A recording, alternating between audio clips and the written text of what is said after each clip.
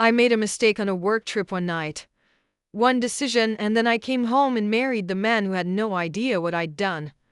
I thought I could bury it, pretend it didn't happen, that if I loved him enough, it would somehow cancel out the truth. But secrets don't stay quiet forever. Months later, a single message from the man I swore I'd forget cracked everything wide open. My husband read it, and in that moment, the look in his eyes told me everything had changed. He didn't scream. He didn't leave right away. But the silence that followed was louder than any fight I've ever known. I kept telling myself we could come back from it. That love would be enough. That time would fix what I broke. But I was wrong.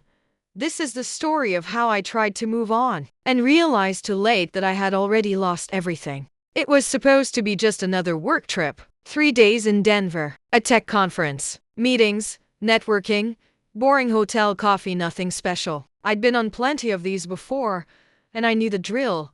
But this one was different. Not because of the trip itself, but because of the decision I made on the second night. We had wrapped up the first day with a client dinner. Everyone was buzzing from the energy of the conference, making small talk over drinks. I wasn't even drinking much, just enough to take the edge off. One glass of wine turned into two, and then someone suggested we all meet at the hotel bar. I should have said no. I should have gone back to my room. But I didn't, because he was there. Mark, my coworker. We'd always had this easy chemistry, casual banter, harmless teasing, the kind of familiarity that forms after too many back-to-back meetings and inside jokes and slack. He was funny, confident, and he noticed things. The little things. My fiang didn't always catch at the bar. It was just a group of us at first, laughing, clinking glasses, talking about everything except work. But slowly, people started calling it a night. And before I realized it, it was just Mark and me. He ordered another round. I said I shouldn't, but I didn't stop him. We talked for a long time about our lives, our partners, even our fears. And somewhere in the middle of all of that, something shifted. He looked at me like I was more than just a colleague, and for a second, I looked back the same way. I wish I could say I pulled away, that I reminded him I was engaged, that I reminded myself, but I didn't. I let him lean in. I let it happen. And afterward, when I woke up in his hotel room the next morning, everything felt distant, like it had happened in someone else's life. I stared at the ceiling and told myself it was a mistake. One night, it didn't mean anything. I loved my fiancé. We were getting married in 6 weeks. This wasn't who I was. I got dressed quietly. He didn't say much, just a soft "see you downstairs," like we had just crossed an invisible line, and agreed never to speak of it again. And we didn't. That day, at the conference, we acted like nothing happened, made eye contact in meetings, smiled like we always had. But inside, I was spiraling. I kept asking myself, how could I do this? How do I go back and look the man I love in the eye and pretend this didn't happen? But I did. When the trip ended, I went home, and I walked into his arms like nothing had changed. He hugged me tight and said he missed me, and I smiled, said I missed him too. And then I buried it, pushed it down so deep I convinced myself it was gone, that it didn't matter, that it wasn't going to follow me. We carried on with the wedding planning, picking centerpieces, arguing over guest lists, tasting cakes. And through it all, I wore a mask, one that said, "I'm happy, I'm honest, I deserve this." But every now and then, it would crack in quiet moments. When he'd be brushing his teeth or folding laundry, I'd catch myself looking at him and thinking he doesn't know. He has no idea. And that guilt, it never left. I kept waiting for it to fade, for time to numb it. But instead, it just settled deeper into me, like a splinter I couldn't remove. Mark never brought it up. We kept it professional, distant even, and that helped. Or at least, I told myself it did. But deep down, I knew something had shifted in me. I crossed a line I couldn't uncross, and I was about to walk down the aisle carrying a secret I swore I'd never speak out loud. One night, one choice, and a lie I thought I could live with. The morning of my wedding, Everything looked perfect, the dress fit like it was made for me. The sun came out just as the makeup artist finished. My friends buzzed around me, fixing tiny details, crying happy tears, telling me how lucky I was to marry a man like him, and I was. He was kind, steady, honest. The kind of man who remembered my coffee order and held the door for strangers. The kind of man who deserved someone who hadn't done what I did, but I stood there smiling, nodding, pretending, because the truth the night in Denver, the one I swore I'd forget, it still lived inside me, and I was about to marry the man I loved while hiding it behind a white dress and soft music. When I looked in the mirror, I saw a bride, but I also saw a liar. That morning, my heart wasn't racing from excitement. It was pounding from guilt. Every moment felt split in two. When he sent a note to my dressing room, just a handwritten line that said, "I can't wait to spend my life with you," I smiled so wide for the bridesmaids. But the second they looked away, my hands were shaking. I kept hearing his voice in my head. My fiancé, the man I was about to promise forever to. He had no idea. And he trusted me completely.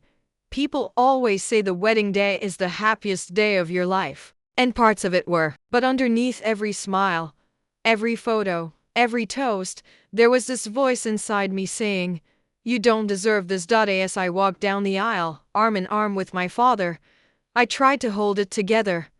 I saw him standing there, my future husband. His eyes teared up when he saw me. He mouthed wow, like he couldn't believe I was real.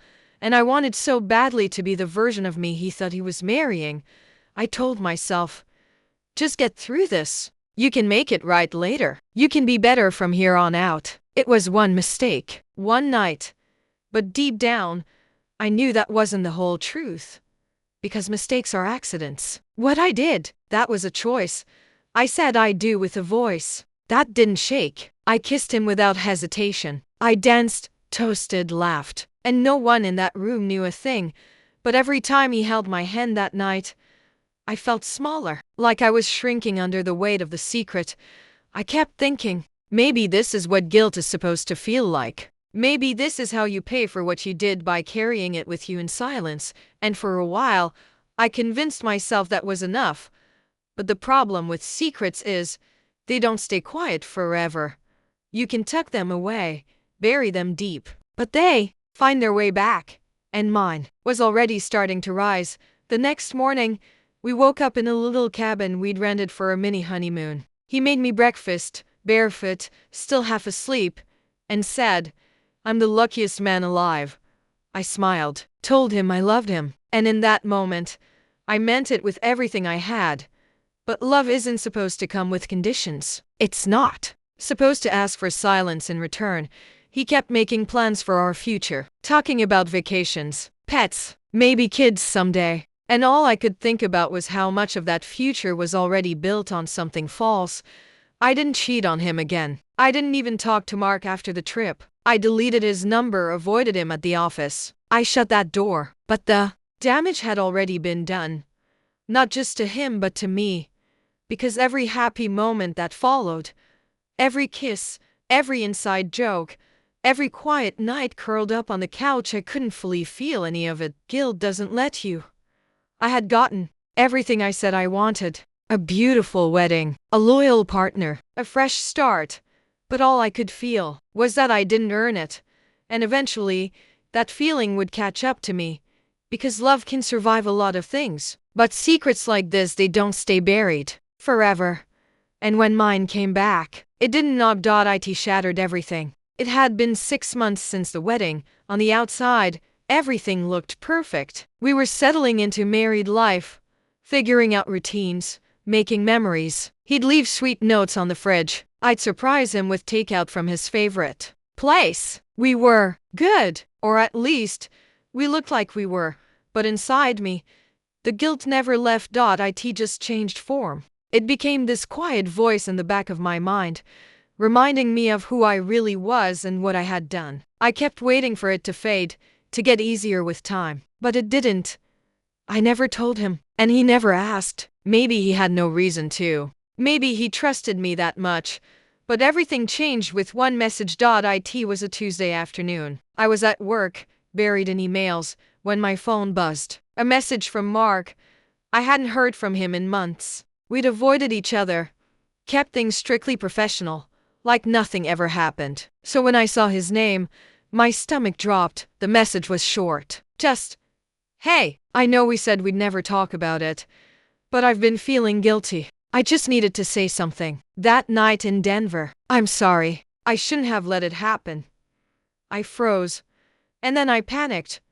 Why was he messaging me now? After all this time? What was he trying to do? I deleted it immediately. No response. Just gone. But the damage was done. My hands were shaking. I couldn't breathe because I knew that message was sitting in my notification previews. And when I got home, the worst happened. My husband was sitting on the couch, holding my phone. He wasn't angry. He wasn't yelling.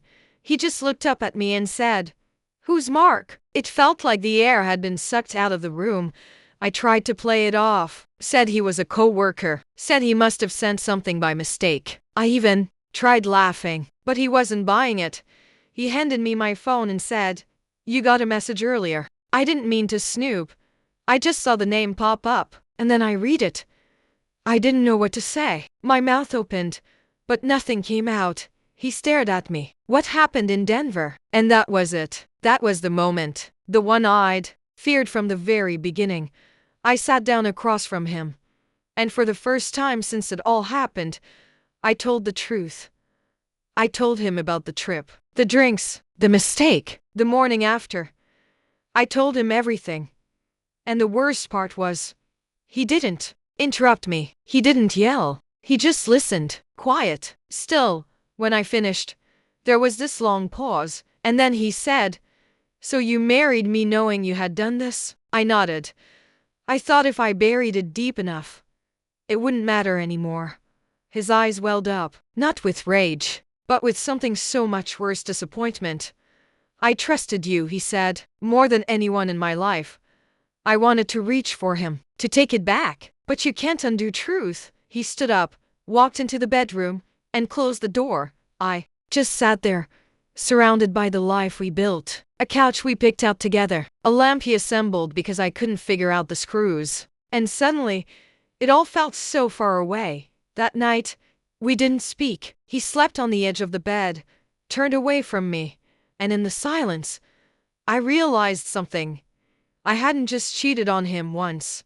I'd cheated on him every single day I looked him in the eyes and let him believe he had all of me, and now, he knew the truth, and nothing would ever be the same again. He didn't leave, not physically at least. He was still there sleeping in our bed, drinking coffee from the same mug, going to work, coming home. But something had shifted. I felt it in everything. He wasn't angry the way I expected. He didn't yell. He didn't call me names. He didn't slam doors or throw things. He just stopped speaking in the way he used to. He stopped reaching for my hand during movies, stopped kissing me on the forehead before work, stopped texting me random things throughout the day. He was still present but not with me. And somehow, that silence hurt more than anything he could have said. I kept telling myself it would pass, that he just needed time to process, that once the shock wore off, he'd want to talk. We'd sit down and cry and fight and maybe start again. But days turned into weeks, and all I got were fragments of him. He'd answer my questions with one-word replies. He'd eat dinner with me, but his eyes were somewhere else. He'd say goodnight, but never "I love you." I tried to fix it. I cleaned the house top to bottom. I cooked his favorite meals. I apologized again. I wrote him a letter I never gave him. I even said, "We can go to therapy. We can work through this. I'm not giving up on us." And he just looked at me and said, "I don't know if there's enough left to fix." That sentence broke something in me, because I realized he wasn't trying to punish me. He wasn't being cold to get revenge. He was grieving the version of me he thought he knew, grieving the safety he felt in our relationship, grieving the idea that the person he built his life around would never betray him. And there was nothing I could do to speed that up. Some nights, I'd lie awake next to him, listening to his breathing, wondering what he was thinking. Was he remembering our wedding? Our first date? Or was he replaying the moment he read that message and everything shifted? The silence became its own language, one filled with things we weren't saying, and I hated it. I would have taken shouting. I would have taken tears. I would have taken him throwing every mistake in my face if it meant he still felt something strong enough to fight.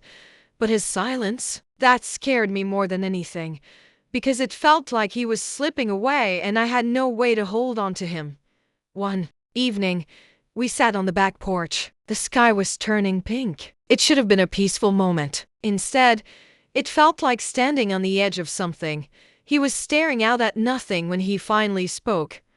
"You know what hurts the most," he said. "It's not what you did. It's that you let me love you while holding something like that behind your back." I didn't have words. He continued. "I look back at everything now, our wedding, our first few months together, and I don't know what was real anymore. I can't tell where the truth ends and the lie begins." I wanted to tell him that it was real, that the love, the laughter, the plans, all of it mattered. But I also knew he had every right to question it, because when you lie once, it casts doubt on everything that came before and everything that comes after. I told him, "I know you don't believe me right now, and maybe you never will, but I never stopped loving you. I made a horrible mistake, and I've been living with that mistake every day. Not because I got caught, but because I couldn't forgive myself." He looked at me, and that look, I'll never forget it. It wasn't hate. It wasn't even anger. It was sadness. Like something in him had died, and in that moment, I knew the silence wasn't just about what I did. It was about everything we lost because of it. For a while, I told myself we were healing. That silence was just part of the process. That one day, he'd come back to me not just physically, but emotionally. That we'd find our way through the mess I created. But the truth was, we weren't healing. We were drifting, slowly, quietly, and I was the only one still reaching back. Some days, I'd catch him looking at me like he didn't recognize who I was anymore. Other times, I could see he wanted to say something but didn't have the strength. And in those moments, I realized something I hadn't wanted to admit. He wasn't holding on. He was letting go, little by little. And eventually, so did I not. Because I stopped loving him, but because I finally understood. Love isn't always enough to save what's already broken. We didn't have some big final argument. No dramatic goodbye. Just a slow, aching unraveling. One day he packed a small bag, said he was going to stay with his brother for a bit. I asked, "For how long?" He said, "I don't know." And I knew what that meant. He didn't need time. He needed distance. From me, from the life we built, from the version of love that hurt more than it healed. After he left, the apartment felt hollow. Everything still in its place, but nothing felt like it belonged anymore. I tried to keep living, tried going back to work, seeing friends, acting like I was fine. But the silence followed me everywhere. Not the kind he gave me, the kind I gave myself. Because no matter where I went or who I was with, there was always this weight in my chest, the weight of knowing I broke something that might never be repaired. I tried to move on. I really did, told myself it was just a rough chapter, that we all make mistakes, that I deserved happiness too. But moving on doesn't mean forgetting. It doesn't mean replacing. It means facing what you did every single day and choosing to live with it. And some days, that choice felt unbearable. I'd pass our favorite coffee shop and remember the way he used to hold my hand across the table. I'd find a sock of his buried in the laundry and just sit there, holding it, wondering how something so small could bring back so much pain.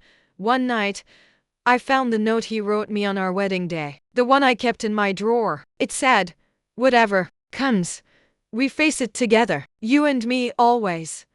And I broke, because we didn't face it together. I faced it alone. And he walked away carrying a version of love that no longer felt safe.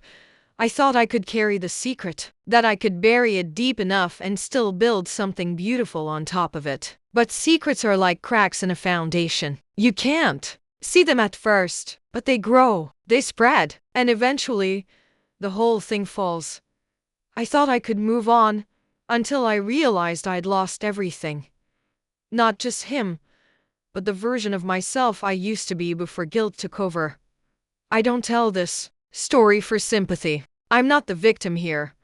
I tell it because if you've ever made a mistake you think you can outrun, don't face it. Own it. Speak it out loud. Because silence doesn't protect you. It only delays the damage. If I could go back to that night in Denver, I would have walked away. I would have remembered who I was, who he was, and everything we had. But I can't go back. All I can do now is live with the truth and hope that somewhere down the line, he finds peace. Even if it's not with me.